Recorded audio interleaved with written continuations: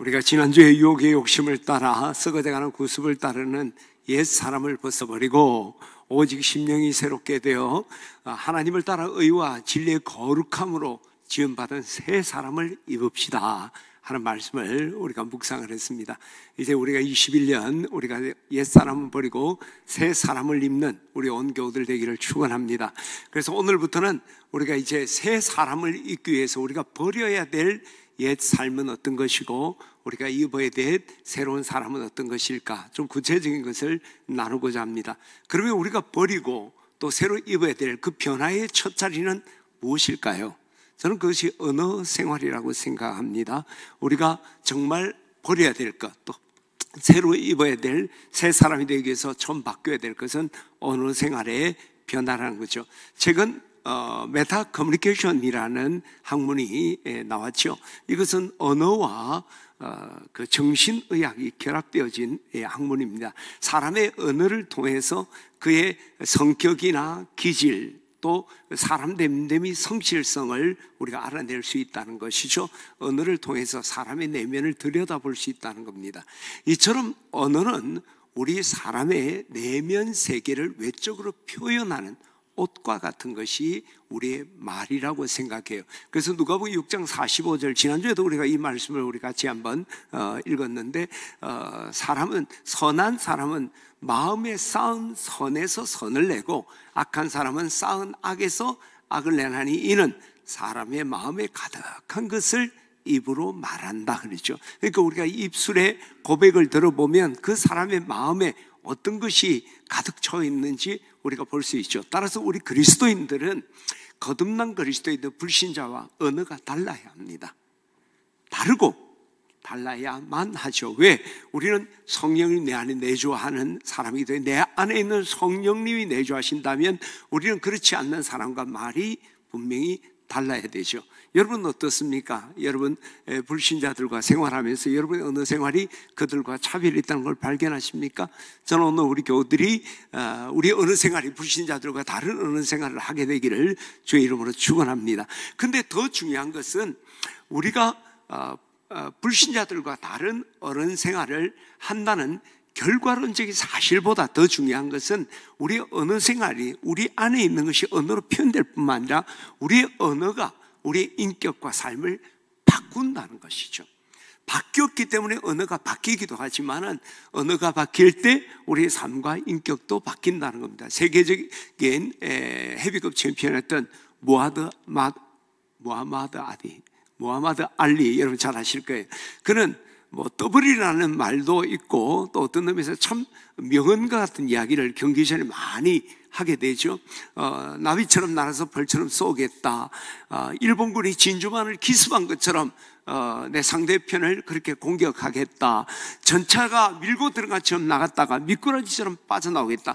알리는 아웃복스 형태이기 때문에 이제 그런 표현을 한 것이죠. 실제로 경기마다 그는 승승장구를 하게 됩니다. 훗날에 그가 이야기하기를 솔직히 말하면 내가 이 경기에 이긴 것은 절반은 주먹 때문이고 절반은 말 때문이었다. 그렇게 그가 아주 도전적인 말들을 많이 함으로 해서 스스로에게 힘과 용기를 갖고 그리고 승리를 갖게 되었다는 것이죠.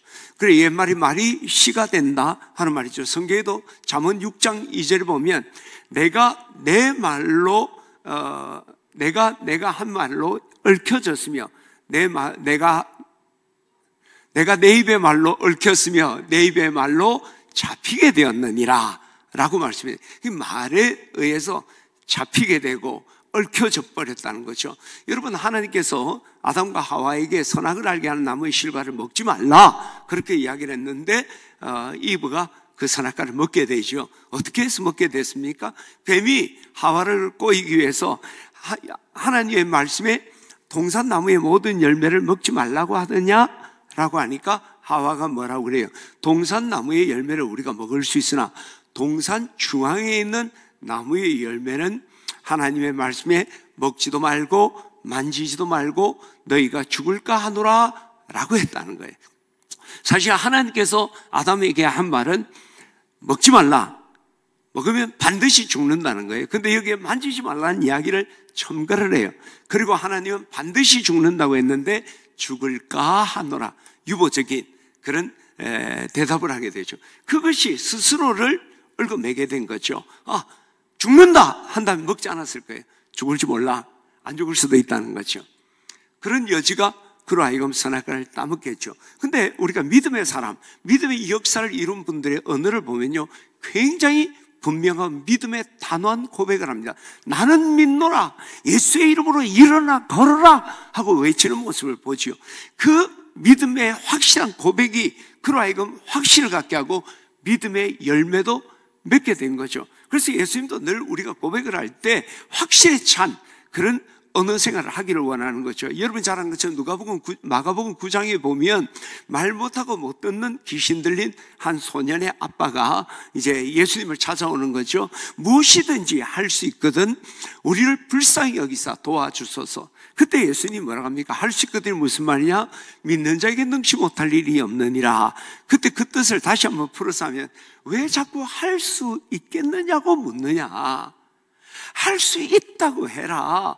믿는다고 해라. 그러면 역사가 일어날 거다. 할렐루야. 그 언어가 얼마나 중요한가를 주님 강조한 거죠. 로마서 10장 10절에도 보면 사람이 마음으로 믿어 의에 이르고 입으로 시인하여 구원에 이른다고 했습니다. 마음으로 믿어 의에 이르렀어요. 근데 또 입으로 시인해야지 구원을 받는다. 이건 무슨 말일까? 마음으로 믿으면 예수님 영접한 구원받아요. 그러나 그것을 우리가 고백할 때 구원을 뛰어넘은 구원의 확신을 갖는다는 거예요. 여러분, 구원받는 것과 구원의 확신은 조금 차원이 다른 이야기예요. 많은 분들이 구원을 받았지만 확신 갖지 못해 무너집니다. 근데 우리가 구원받았을 뿐만 아니라 확신은 우리가 이 믿는다는 고백을 통해 우리 스스로가 확신을 갖고 구원을 완성시킬 수 있다는 거예요. 그래서 마음으로 믿어 의에 이르고 입으로 신하여 구원에 이르느니라. 할렐루야. 그래서 교회에서 우리가 간증들을 많이 하잖아요. 그리고 큐티 나누고 하는 건요, 누구에게 알려주고 보여주는 것만이 아니라 그 고백을 통해 내가 더 큰 확신으로 피드백이 나에게 부메랑으로 돌아오는 거예요. 그렇죠? 감사합니다 고백하면 감사가 더 커지듯이, 믿는다 고백할 때 믿음이 더 커지듯이, 이처럼 언어라는 것은 한 사람의 인격과 삶을 바꾸는 힘이 있어요. 그래서 우리가 새 사람을 입으려고 하면 우리가 말이 바뀌어야 돼요. 언어 생활이 바뀌어야 돼요. 그때 진정한 변화가 있을 수 있는 거예요. 특히 제가 참 자주 이야기합니다만은 그리스도인의 말은 기도입니다. 그렇죠? 하나님은 우리 기도에 귀를 기울이시고 그대로 응답하시는 거예요. 마찬가지로 그렇기 때문에 우리가 하는 말은 하나님 기도처럼 들으시는 거예요. 그 대표적인 것이 민수기 14장에 나오잖아요. 이스라엘 백성을 가나안 전국에게 명령을 내렸지만 열정탐권의 부정적인 이야기를 듣고 그냥 다들 막 퍼져버린 거잖아요. 불순종하게 돼요. 그때 하나님께서 모세와 아론을 통해 하신 말씀이 뭐예요?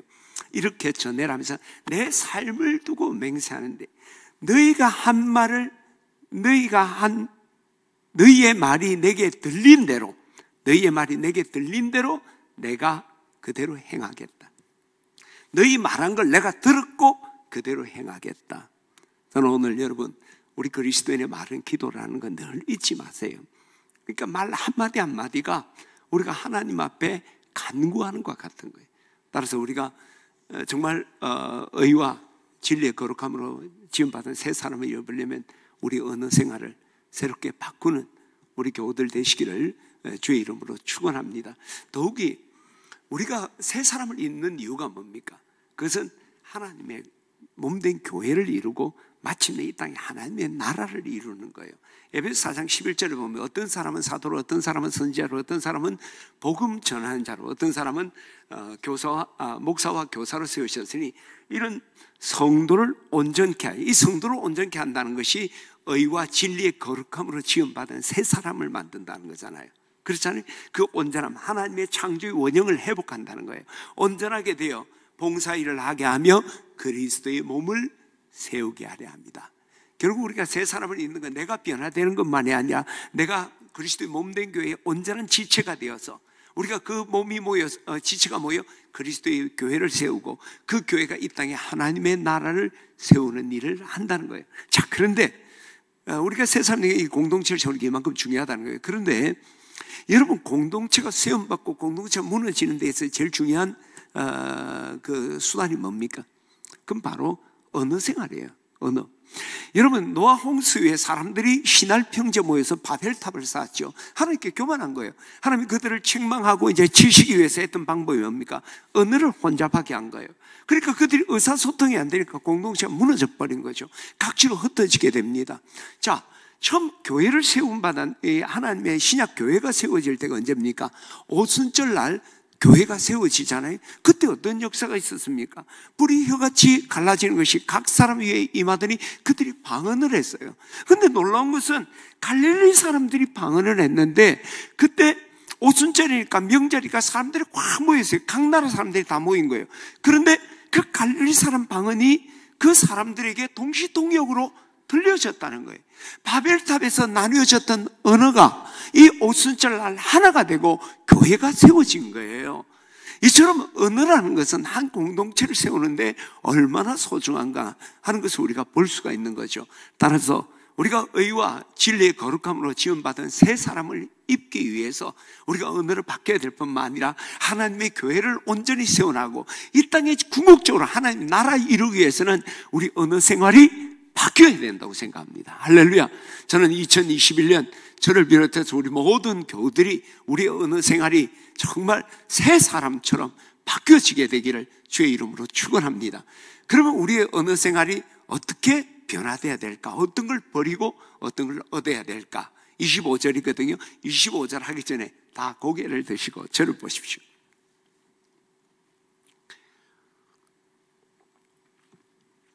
22절부터 24절까지 외울 거예요. 내가 눈빛만 보면 마스크에도 내가 다 알아요. 그러니까 외워야 돼요. 수요일 날도 내가 외우는 방법이 있고, 이건 1년 동안 농사 짓는 거니까 종자씨가 비실비실하면 아무것도 못해요. 여기서부터 다 출발하는 거거든요. 자, 그치? 욕의 욕심을 따라 서거대하는 구습을 버리고 따르는 옛사람을 벗어버리고 오직 심령이 새롭게 되어 하나님 따라 의와 진리의 거룩함을 지으심 받은 새 사람을 입으라. 쉽잖아. 내용 생각하면 어려울 거 없어요. 자, 합니다. 시작. 욕의 욕심을 따라 썩어져가는 구습을 따르는 옛사람을 벗어버리고 오직 너희는 심령이 새롭게 되어 하나님을 따라 의와 진리의 거룩함으로 지으심을 받은 새 사람을 입으라. 할렐루야. 그리고 그 다음 절이 25절이에요. 그런즉 거짓을 버리고 각각 이웃을 대하여 참된 것을 말하라.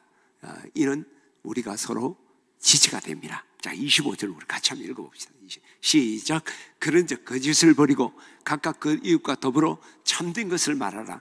이는 우리가 서로 지체가 됨이라. 자, 두 가지 이야기하는 거예요. 벗어야 되는 게 뭐라고 그랬죠? 거짓을 버려라. 그리고 우리가 가져야 될 것은 뭐예요? 참된 것을 말하라. 여러분, 먼저 우리가 언어 생활이 변화되면 거짓을 버려야 돼요. 베네수엘라에 있는 대성당에서 미사가 있었는데 수천 명의 신도들이 모여서 이제 미사를 지내는 거예요. 근데 어디선가 불이야! 소리가 났어요. 아수라장이 됐죠. 사람이 많으면 많을수록 더 문제가 많잖아요. 한 6천 명 되는 성도들이 막 밀고 밀치다 보니까 거기서 사상자가 약 46명의 사상자가 생겼어요. 근데 사실 불이 안 났어요. 거짓말이었어요. 경찰이 왜 이런 거짓말을 했는가 이래 보니까 소매치기들이 사람이 많이 모이니까 소매치기, 유럽은 도둑놈만 사는 데가 유럽이에요. 유럽 여행할 때 여행사들 꼭 그러잖아요. 앞에 있는 가방은 내 가방이고 등에 있는 가방은 소매치기 가방이다. 그러니까 이제 소매치기들이 소매치기 작업을 하기 위해서 유리하기 위해서 불이야가 아수라장이 되면 좀 하기가 좋잖아요. 근데 사실은 이 소매치기가 이런 사상자가 46명이 날 것을 생각한 건 아니죠. 단순히 조금 소매치기 하려고 했는데 사람이 46명이 죽거나 다치는 엄청난 결과가 나더라고요. 이게 거짓말입니다. 우리 거짓말을 심각하게 하는 경우보다 대다수는 가벼운 거짓말들, 그냥 쉽게 거짓말, 조그만 거짓말이었는데 그 결과의 파장은 얼마나 큰지 몰라요. 지금 우리나라가 가짜뉴스로부터 해서 거짓말이 난무하잖아요. 그 파장이요, 정말 힘들어. 그러니까 완전히 양대. 지금 미국도 선거가 맞냐 안 맞냐부터 해서 그냥 진실을 안 할 거 아니에요? 이런 난장판이 된 거죠. 그런데 우리가 이 거짓말이 가장 심각한 것은 거짓말로 통해서 우리가 바른 판단을 하지 못하고 올바른 선택하지 못해서 어려움을 겪는 것뿐만 아니라 서로 불신하게 된다는 거예요. 이 거짓말이 사람을 불신하게 되고 이 불신이라는 게 쉽게 지워지지 않는다는 거예요. 어떤 아이가 엄마한테 물었습니다. 엄마, 도둑질이 나빠? 도둑질 맞아요. 도둑질이 나빠? 거짓말하는 게 나빠? 그 엄마가 둘 다 나쁘지만 생각해보니까 도둑질은 남에게 피해를 주는 거고 거짓말은 또 우리가 많이 하고 하니까 도둑질이 더 나쁜 것 같아. 그렇게 했어요. 그러니까 아이가 말하길 아니야. 도둑질은 훔친 거 돌려줄 수 있지만 거짓말해서 남에게 믿음을 잃어버린 거 돌려줄 수가 없잖아. 그래. 얘가 너무 똑똑해. 그렇잖아요. 거짓말을 통해 우리가 이 불신이라는 건요, 회복되기 정말 힘든 거죠. 그러니까 이 불신이라는 게 거짓말을 하면 이 불신이 우리에게 오는데 이 불신이 조영란 권사님이 내게 거짓말해서 내가 조영란 권사님을 불신하는 것만 아니라 다른 사람도 불신하게 됩니다. 누군가 내게 거짓말하고 내가 누구한테 거짓말해서 상대방의 문제만이 아니라 한번 속은 사람은 다른 사람에 대해서도 불신하겠죠. 그리고 이 불신은요, 전염병 같아서요, 급속히 변해요. 여러분, 진실된 말은요, 그렇게 전염성이 없어요. 근데 거짓말, 가짜뉴스들 보세요. 그냥 엄청난 가짜뉴스들이 그냥 확 퍼져서 그냥 공동체를 그냥 불신의 수렁으로 몰아가는 거예요. 그리고 결국 어떻습니까? 공동체가 속절없이 무너지는 거예요. 그 사람들도 무너질 뿐만 아니라 우리 가정도, 나 자신도. 여러분, 가족이요, 부부관계도 마찬가지예요. 이런 불신이 있으면요, 그 가족 제대로, 가족이 부부라 하지만 부부는 믿음으로 시작하고 믿음으로 끝나는 거잖아요. 그죠?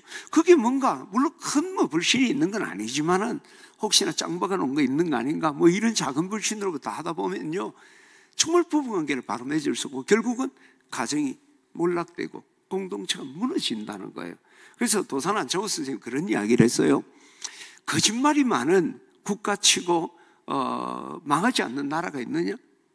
거짓말을 많이 하는 백성들 나라치고 부흥한 나라가 어디 있느냐? 거짓말을 하는 사람이 망하지 않을 수가 있겠느냐? 거짓말을 하고 성공한 사람이 누가 있느냐? 그렇죠? 일시적으로는 그럴듯할 수 있지만 결국 그 거짓말은 자신만이 아닌 공동체를 무너지게 만든다는 것이죠. 따라서 우리는 정말 거짓말 하나 하지 않아야 돼요. 그래서 안창호 선생님이 이런 이야기를 해요. 꿈을 꾸다가 거짓말을 했으면, 꿈속에 거짓말을 했으면 꿈을 깨고도 반성해야 된다. 기독교식으로 하면 회개해야 된다. 꿈속에 한 건데 절대 거짓말하지 마라. 거짓말은 너도 죽이고 내 가족도 죽이고 나라도 민족도 다 망하게 한다.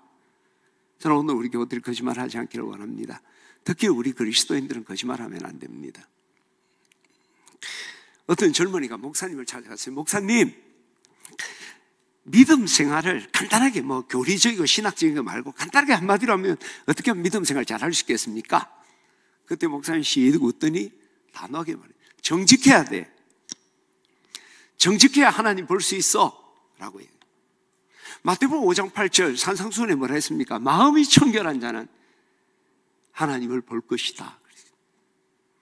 거짓된 사람 하나님 볼 수가 없다는 거예요. 진리이신 하나님을 내 마음의 창이 거짓으로 얼룩져 있는데 어떻게 하나님을 볼 수가 있냐는 거죠. 여러분, 정말 하나님 뵙고 하나님과 동행하려면 거짓말을 우리가 버려야 합니다. 뿐만 아니라 여러분, 거짓말은 언젠가 드러나잖아요. 그럼 정말 부끄러워요. 잠언 12장 19절에 보게 되면 진실된 입술은 영원히 보존되거니와 거짓 혀는 잠깐 동안 있을 뿐이다. 일시적으로는 거짓말이 유효하지만 언젠가는 다 들통이 난다는 거예요. 근데 문제는 그때 어떻게 돼요?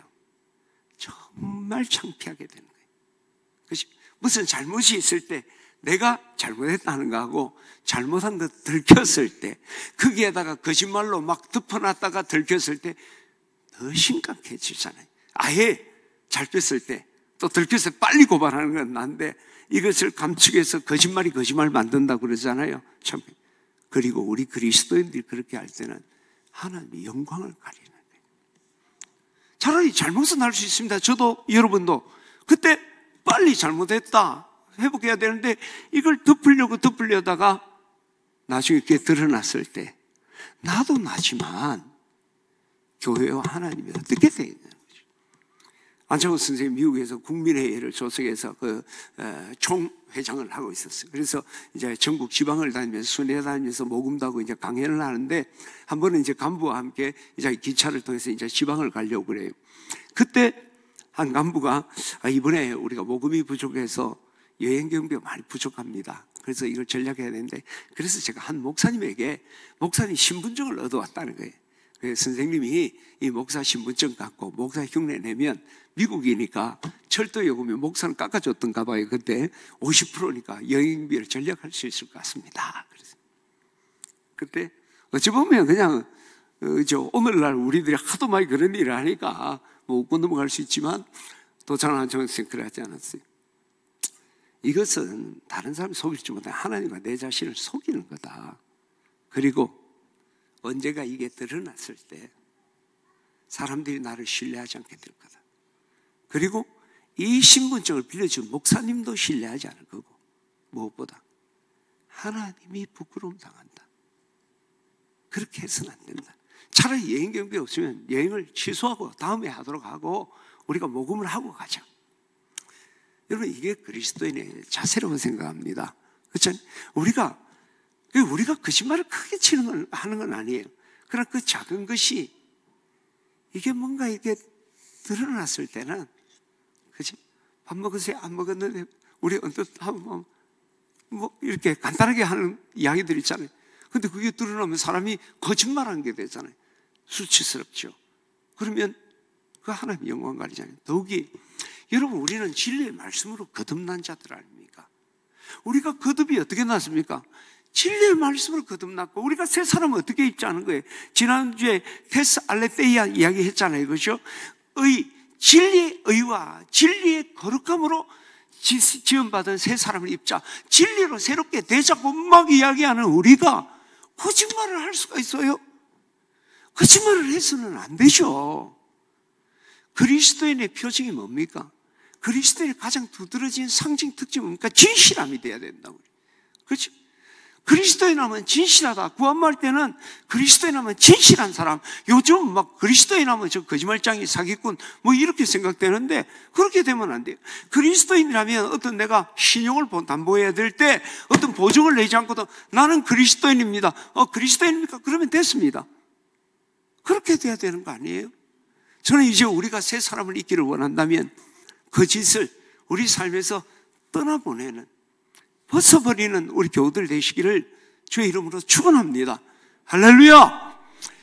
그런데 오늘 이 본문에요, 이 거짓을 벗어버리라 할 때 이 거짓이 푸시도스라는 단어를 써요. 푸시도스. 이 푸시도스는 기망, 허위와 같은 진실되지 못하는 행위 전체를 포괄적으로 하는 말이에요. 이것은 1차적으로 오늘 참된 것이라는 이 알레테이안이라는 단어와 반대되는 개념으로 거짓이라는 의미도 있지만 여기에는 위장하다 이런 의미도 있어요. 사실 오늘 이 본문에서 말하는 이 푸시도스는요, 그 얼토당토 않는 그런 거짓말을 말하는 게 아니라 진짜 같은데 거짓말, 유사 거짓말, 교묘한 거짓말을 이야기해요. 사실 오늘 우린 저나 여러분 거짓말 잘 안 해요. 근데 유사 거짓말, 거짓말 아닌 것 같은데 거짓말 같은 것을 우리가 많이 하게 되죠. 그 대표적인 유사 거짓말, 교묘한 거짓말이 뭘까요? 과장하는 거예요. 과장하는 거. 여러분 거짓말이라는 게 뭡니까? 사실 아닌 것이 거짓이잖아요. 또 사실 아닌 걸 사실이라고 말하는 것도 거짓이요. 그러면 사실을 부풀려 말하는 것, 이것 역시 거짓이죠. 파장도 똑같습니다. 직설적인 거짓말이 사람을 현혹시켜서 올바른 판단과 선택을 하지 못하게 해서 여러 가지 어려움을 당하게 하고 또 불신을 조장해서 공동체를 무너지게 하잖아요. 과장도 똑같아요. 현혹시켜서 올바른 판단 못하게 하고 그 과장이 불신을 만들어서 공동체를 무너지게 하잖아요. 그래서 우리 과장하면 안 돼요. 그런데 우리가 자기 주장을 좀 강하게 하려고 하니까 과장을 하게 되잖아요. 자기 의견. 내가 이렇게 하면 좀 안 되니까 사람들이 다 그러더라. 뭐 그런 이야기 하잖아요. 그렇죠? 그 사람은요, 자기 아내하고 자기 아내 친구 두 사람이에요. 다 그러더라. 대다수는 90% 이상, 95% 이상 관심도 없어요. 진식집사님 학교 선생님이잖아, 그지? 그러니까 지식층이야. 공수처가 뭔지 알아? 자세히 알아? 내가 화근건데 자세히 아는 사람 별로 없습니다. 근데 온 세상에 공수처 뭣도 모르고 나쁘다 좋다 죽일 놈 살릴 놈 막 그러잖아요. 그 몇몇 사람의 그 막 그냥 말에 의해서 막 휘둘리는 거예요. 휘둘리고 그게 뭐가 뭔지도 모르고.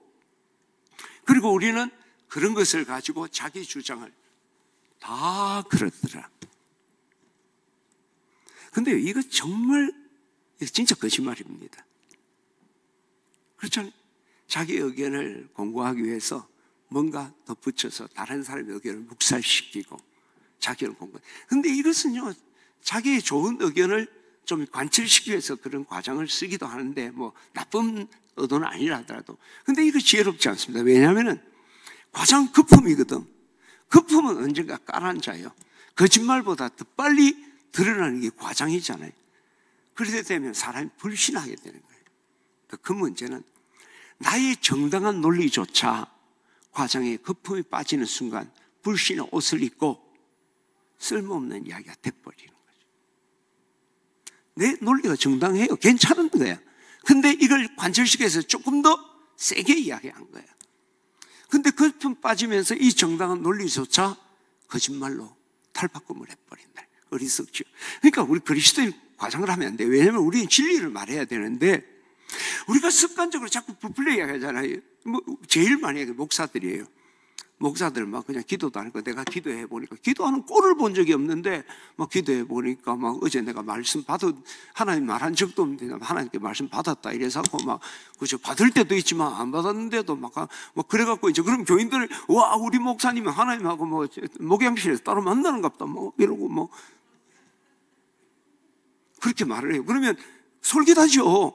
근데 언제가 그 드러나게 되는 거예요.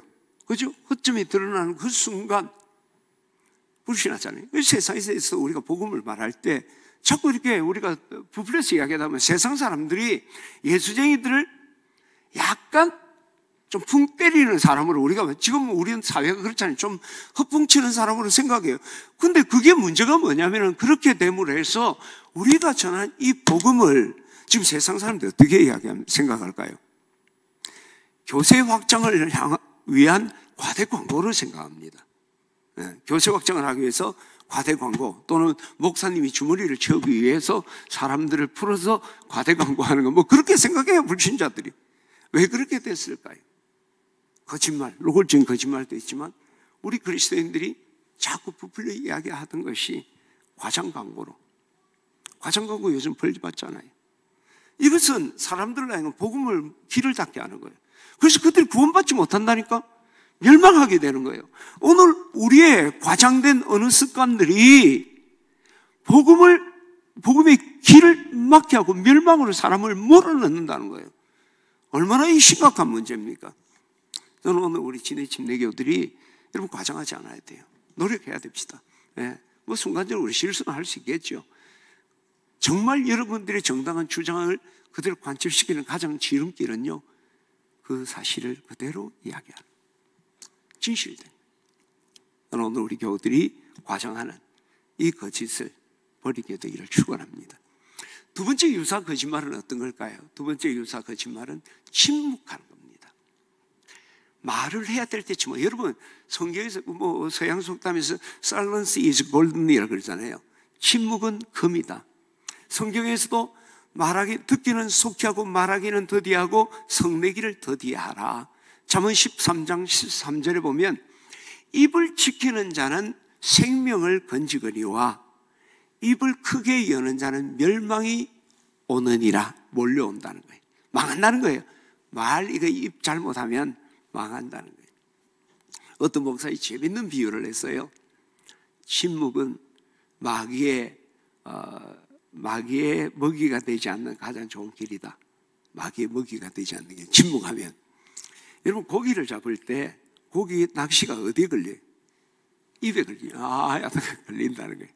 입 벌리다가 마귀한테 다 걸린다는 거예요. 그래서 그분이 그리스도인의 침묵은 성화의 본질이다 이렇게 했어요. 진짜 성화된 사람은 침묵할 줄 안다. 그리고 우리 그리스도인에게서요, 이 침묵은 엄청난 덕목이에요. 최고의 성숙함이죠. 그럼에도 불구하고 말을 해야 될 때는 침묵해서는 안 된다. 특히 사람들이 불의를 행하거나 또 위기에 처한 것을 보았을 때 침묵해서는 안 돼요. 그것은 그 사람은 속인 것이라고 생각하지 않을지 몰라도 나를 속이는 거예요. 하나님을 속이는 거예요. 그리고 이것은 참 비겁하고 우리를 세상에 보잘것없고 못난 놈 만드는 거예요.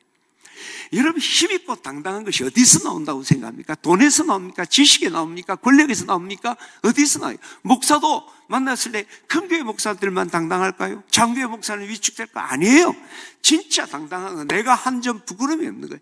양심에 부끄러움이 없을 때, 하늘 우러러 한 점 부끄러움이 없을 때 그때 당당함이 있어요. 아무리 작은 교회라 하더라도 또 큰 교회라 하더라도 이 양심에 부끄러움이 없는 사람은 항상 당당해요. 그러나 이게 부끄러움이 있으면 내가 허우대가 멀쩡하고 아무리 많은 걸 가졌다 하더라도 위축되는 거죠. 근데 양심을 가장 부끄럽게 하는 게 뭡니까?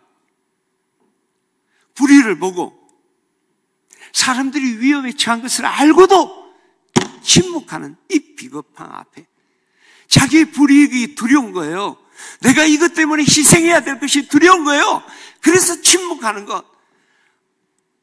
이거만큼 부끄러운 게 있습니까? 어디서 당당할 수가 있습니까? 나를 참 부끄럽고 보잘것없이 만드는 거죠. 뿐만 아니라 여러분, 이 침묵, 그냥 침묵이 아니라 여러분 앞에서 이야기했죠? 우리 침묵은요, 우리 그리스도인이 가장 성숙된 거예요. 절제예요. 그러나 불의와 위기에 처한 사람을 보았을 때 침묵하는 것, 그 침묵이에요. 따라합시다. 침묵은 사회 파괴 행위다. 사회를 파괴하는 행위라는 거예요. 여러분, 오늘 이 땅에 보면 청소년 문제, 묻지마, 포개, 온갖 음란한 더러움이, 그리고 정치인들이 막 국민들 기망하잖아요. 막 이놈이 옳다, 저놈이 옳다, 막 그러고 우리에 또 휘둘리고. 왜 세상이 그렇게 됐을까요? 더럽고 악한 게 꽉 차 있는 거야. 비윤리적, 비성경적인 것이 인권으로 옷바꿈해서 도리어 그것 안 된다고 말하면 그게 나쁜 놈이 되는, 왜 이런 사회가 됐을까요? 더럽고 악한 것을 보았음에도 불구하고 스톱! 노! 라고 말해야 될 때 침묵한 거예요. 내게 불이익이 있을까 봐, 내보고 못난이라 할까 봐. 동성연애 안 됩니다! 왜 말 못할까요? 그러면 무시가 할까? 좀 믿음 없는 사람이, 불신자들은 인권도 모르는 사람이라 할까 봐. 그래서 침묵한 게 오늘 이 세상을 이렇게 엉망진창 더럽게 만들었습니다. 그들만 망할까요? 우리 자녀들, 우리 가정, 우리 공동체, 나 함께 무너져 버리는 거죠. 그러나 우리가 안 돼! 하지 마! 라고 말해야 될 때 우리가 말한다면 이 세상에 더럽고 악한 거 발붙일 수가 없겠죠. 그리고 권력에 의해서 또 힘을 가진 자에 의해서 짓눌리는 사람의 고통들이 거쳐지고 생명을 얻을 수가 있겠죠. 여러분, 호루라기 이야기 한때 막 유명했죠. 그렇죠? 호루라기 광고도 하고 막 그랬잖아요. 잡지에도 뭐 하고. 어떤 마을에 불량배가 있었어요. 그 막 사람들 좀 괴롭히는 거야. 근데 누구도 대적을 할 수가 없어. 왜? 힘도 세고 가면 맞을 것 같아. 그런 가운데 한 소년이 호루라기를 가지고 동네 사람에게 나눠주면서, 불량배가 동네 사람 괴롭히는 거 보면 호루라기 삑 부릅니까? 호루룩 부는가? 호루라기를 삑 불러라. 그러면 그 소리 들은 사람이 다 호루라기를 삑 하고 부는 거예요. 하루는 불량배 그럴 때 한 사람이 불렀어요. 동네 사람이 호랑이 들은 사람들이 다 초라해. 결국 그 불량배 그 동네에서 쫓겨났다는 거예요. 여러분, 오늘 우리가 더럽고 악한 것을 보고 위기에 처한 사람들을 보았을 때 우리가 NO! STOP이라고 우리가 말하면 그런 더럽고 악한 것들이 발붙이지 못하고 떠나게 되고 연약한 자들이 생명을 얻게 되는 거예요. 이들을 우리가 파수꾼이라고 그러는 거잖아요. 파수꾼. 그러나 우리가 그런 불의를 보고도 위기에 처한 것을 보고도 우리가 침묵을 한다면 우린 방관자예요. 동조자예요. 동조자. 종범. 이종범 전도사 말고 종범. 쫄게 된다는 거예요. 그렇잖아요. 하나님은 우리에게 말씀해요. 너는 이 땅의 파수꾼이다. 그런데 네가 방관자가 되고 종범이 된다면, 방조자가 된다면 내가 반드시 너희를 심판하리라. 에스겔 33장 6절로 우리 같이 한번 보겠습니다. 에스겔 33장 6절 시작. 그러나 칼이 이 마음을 파수꾼이 보고도 나팔을 불지 아니하며 백성에게 경고하지 아니하므로 그 중에 한 사람이 그 임하는 칼에 제거당하면 그는 자기 죄악으로 말미암아 제거되려니와 그 죄는 내가 파수꾼의 손에서 찾으리라. 파수꾼이 외쳐야 되잖아요. NO!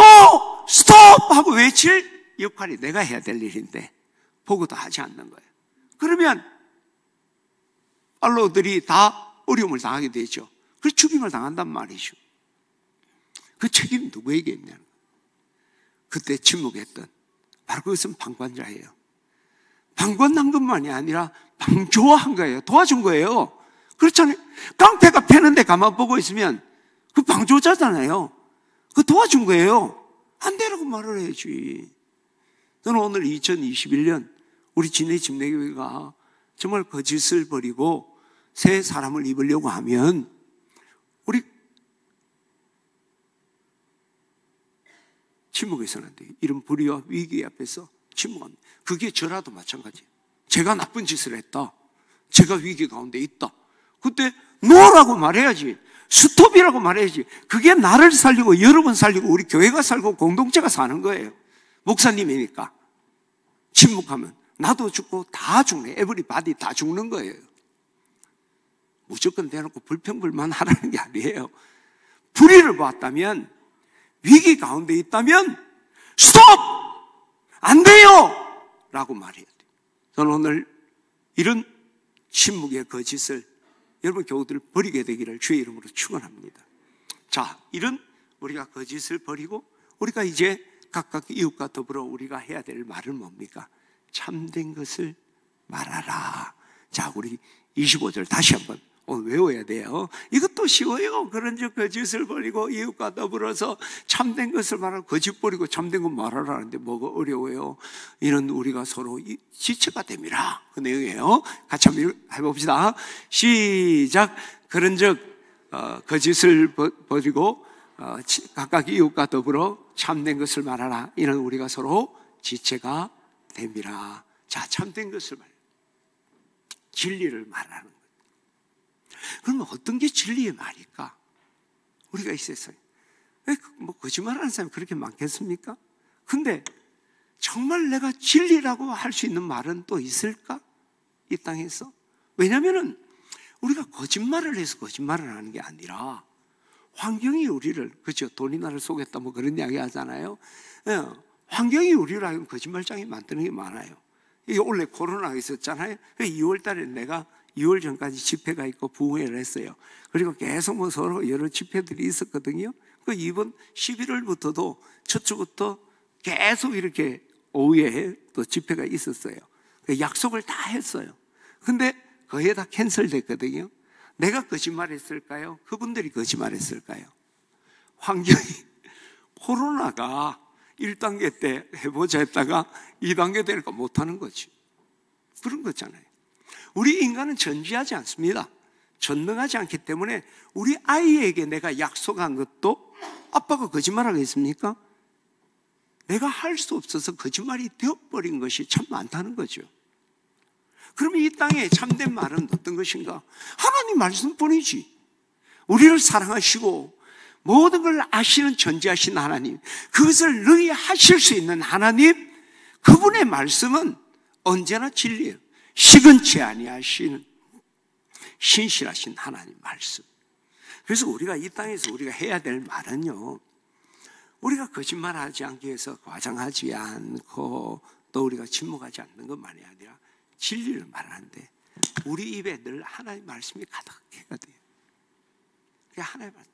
이때 진리의 의와 진리의 거룩함으로 지원받은 새 사람을 우리가 입을 수가 있는 거죠. 어제도 지난주에도 이 율법책을 내 입에서 떠나지 말게 하라.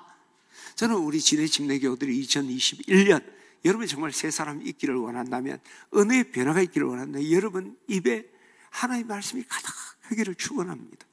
그리고 이웃과 더불어 이 하나님의 말씀을 나눠야 돼요. 우리 지체잖아. 지체니까 우리가 하나님 말씀으로 우리가 하나 되고 서로 축복을 해야 돼요. 그런데 여러분, 성도들 만나면 어떤 이야기 합니까? 요즘 이렇게 모임 몇이 바로 가도 그래도 잠시 있다 커피라도 한잔 마시게 되면 어떤 이야기예요? 예배 마치고 바로도 어떤 이야기를 해요?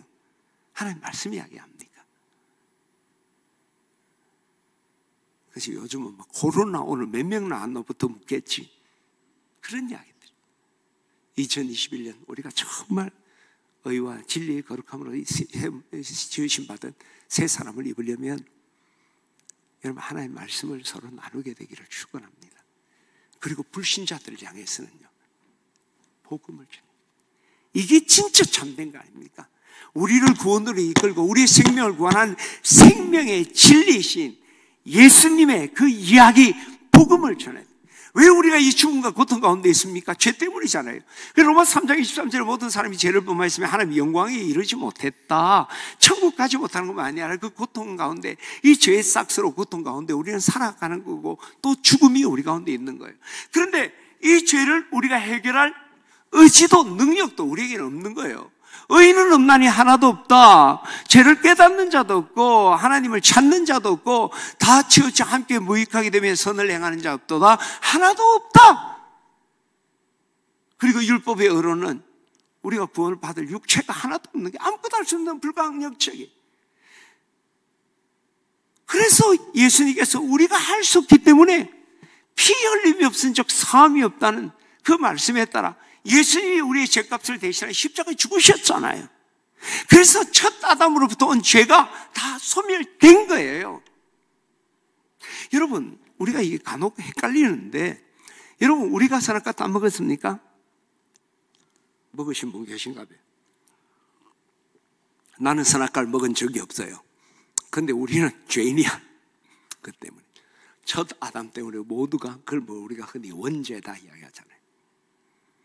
근데 후 아담이신 예수 그리스도를 통해서 그 첫 아담의 죄가 십자가에서 완전히 대속됐어요. 그래서 이제 우리는 죄에서 자유함 받았는데, 불신자들은 아담의 죄가 있을까요? 없을까요? 없습니다. 첫 아담으로 왔던 죄, 그래서 우리도 죄인 됐고, 후 아담 예수 그리스도를 통해서 그 죄가 모두가 사라진 거예요. 중요한 것은 우리는 그것을 믿고 누리고 있고, 불신자들은 못 믿으니까 못 누리고 또 하나님을 거짓말장이로 만든 또 다른 죄를 지었을 뿐이에요. 그래서 우리는 믿고 그 구원의 은혜, 내 힘으로 안 되고 하나님의 불가항력적인 은혜, 정말 말로 이루할 수 없는 그 크신 하나님의 사랑을, 바다를 먹물로 하늘을 두루마리 삼아도 다 쓸 수 없는 그 사랑을 우리가 받았단 말이에요. 그걸 날마다 우리는 경험하고 있어요. 그런데 아직도 그걸 몰라서 사탄의 올무에서 고통당하고 있는 이들, 그리고 결국 멸망할 걸 또 우리가 알고 있는데 우리가 침묵한다면 이건 정말 거짓말이잖아요. 이거는 비인격적인 행동이라고 생각해요. 여러분, 불신자들은요, 기독교를 욕할 때 우리 왜 기독교에서 싫어합니까? 다른 종교나 세상 사람들이 예수쟁이들 자꾸 전도한다는 거 아니에요, 그죠? 복음 전에 그거 안 하면 욕할 이유도 없어요. 그런데 우리가 다시 한번 생각해 보세요. 정말 우리가 예수님의 그 십자가의 구원으로 은혜를 받았고 구원을 받았다면, 기독교만이 아니라더라도 다른 종교도 그 종교의 자기의 교리를 정말 확신한다면 어떻게 침묵할 수가 있습니까? 그걸 가지고 극락간다면 극락 못 갈 사람을 향해서 어떻게 침묵합니까? 그게 거짓말이라는 거 아니에요? 베드로 요한이 성전 미문의 지체장애인을 고친 다음에 교권주의자들한테 잡혀갔잖아요. 산헤드린 공회에. 근데 뭐 제목이 없잖아요. 그래서 이제 석방을 하면서 제사장과 장로들이 다시는 예수의 이름으로 말하지도 말고 가르치지도 말라. 안 그러면 죽는다 그런 거예요. 그때 베드로 요한이 뭐랍니까? 내가 보고 들은 걸 말하지 않을 수 없다. 왜 그랬을까요? 첫 번째 사명이었으니까. 두 번째, 내가 말하지 않으면 저 사람 죽으니까. 그러나 그보다 더 중요한 건 내적 충동이에요. 이걸 어떻게 말 안 하노? 해야 된다는 당위성보다 내 마음의 내적 충동이 사명이니까 해야지, 말 안 하면 죽으니까 그냥 이론적인 게 아니에요. 그 영혼을 바라보고 이것을 깨달은 내가 침묵할 수가 없는 거예요. 그래서 진짜 살아있는 그리스도인들은 복음을 전할 수밖에 없어요. 할렐루야! 그렇잖아요. 그리고 우리가 진짜 구원받은 그리스도인은 복음을 전해야 돼요. 고린도후서 5장 17절에 그런 정 누구든지 그리스도인은 새로운 피조물이라 이전 것은 지나가시 보라 새 것이 되었도다. 모든 것이 하나님으로 말미암았네. 이는 하나님께서 그리스도로 말미암아 우리를 자기와 화목하게 하시고 우리에게 화목하는 직분을 주셨으니 이는 하나님께서 그리스도 안에 계시사 세상을 자기와 화목하게 하시고 그들의 죄를 그들에게 돌리지 아니하고 화목케 하는 말씀을 우리에게 부탁하셨느니라. 거듭난 후에 제일 먼저 주신 사명이 복음 전하라. 할렐루야. 그리고 우리가 진리와 의에 우리가 의와 진리의 거룩함으로 지원받은 새 사람을 잇기 위해서도요. 우리가 이미 구원받았기 때문에 복음 전하는 것만이 아니라 진짜 우리가 새 사람이 되기 위해서도 복음을 전해야 돼요. 왜냐? 여러분, 우리가 구원받았기 때문에 복음 전하는 것만 아니에요. 복음 전할 때 우리가 정말 더 우리의 믿음의 자리에 굳건한 반석 위에 세워지는 거예요. 여러분, 전도할 때 누가 은혜 받을 것 같아요? 전도 받는 사람도 은혜 받지만 전도하는 내가 은혜 받아요. 그래서 제가 아는 목사님, 교인님 5,000명 이래 되는데 그 교회는요, 제자 훈련하다가 영적으로 조금 그다음에 붕해를 안 해요. 교회가 영적으로 하면 전도 폭발을 해요. 전도 훈련하고 나면 붕해보다 더 교인들이 살아난다니. 이 복음의 진리를 내가 고백할 때 그 복음이 나를 마음으로 믿어 의에 이르고 입으로 신하의 구원에 이르는 것처럼 내가 복음을 선포할 때 진정 내가 의와 진리의 거룩함으로 지원받은 새 사람이 될 수가 있다는 거예요. 할렐루야! 저는 2021년 우리 교우들이 이제 옛사람을 벗어버리고 새사람 입어야 돼요. 그 첫 자리 어느 생활 변화돼야 됩니다. 할렐루야! 그 어느 생활 변화되는 첫 자리는 이제 거짓 버립시다. 여러분, 과장하는 것 이거 쉽게 해요. 제가 많이 할 거예요. 그 과장하는 것 우리가 안 하려고 노력해야 됩니다. 그리고 침묵하는 것 우리가 불의를 보고 또 하나 위기에 있는 사람이 위기에 있을 때는 우리가 어떤 불이익이 오더라도 안 돼! 그만해! 라고 말하는 그런 담대함이 우리에게 있기를 축원합니다. 그리고 우리 입에 늘 하나님 말씀과 복음이 가득해야 돼요. 그리고 사람 만날 때 우리 그리스도인이 해야 될, 새 사람이 해야 될 말은 하나님의 말씀입니다. 불신자들을 향해서 우리가 해야 될 말은 복음입니다. 할렐루야. 오늘도 화목케 하는 직분을 우리에게 주셨다고 말씀했고 찬송도 우리가 했잖아요. 그죠? 나그네 같은 이 세상에서 화목케 하라신 구주의 말씀을 온 세상 널리 전하세 감동하고 고백하고 격려해야 됩니다. 할렐루야. 코로나로 인해서 마스크 쓰고 있지만은 우리 안에 있는 이 내적인 그리스도의 사랑이 우리를 강권하시고 복음의 진리를 향한 이 외침은 중단되지 않아야 합니다. 저는 오늘 우리 진해 집내 교우들이 정말 우리 입술에 하나님 말씀과 복음을 갖고 성도들과 불신자들에게 예수 그리스도의 복음을 외치는 우리 교우들 되시기를 주의 이름으로 축원합니다.